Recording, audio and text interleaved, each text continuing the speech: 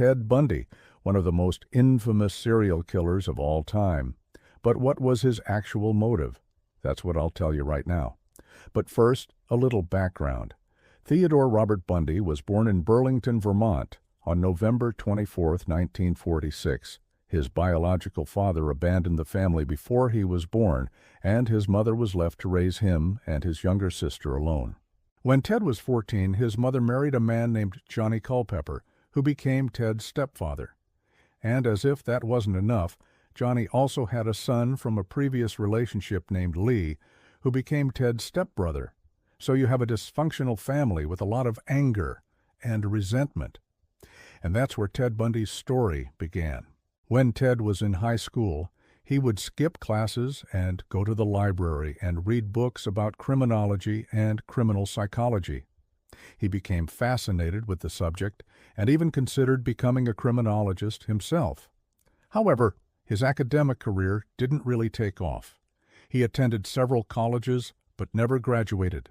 He did, however, get a job as a Seattle police officer, which gave him access to a lot of confidential information, including the personal details of women. He used this information to his advantage when he started dating.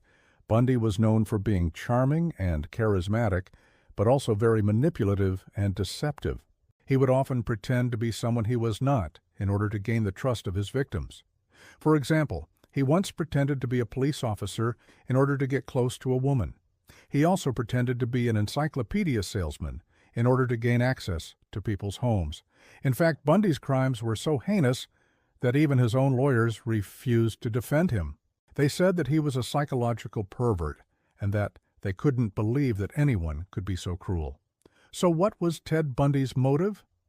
Well, there are several theories out there, but the most likely explanation is that he was just a psychopath who got off on the power and control he had over his victims.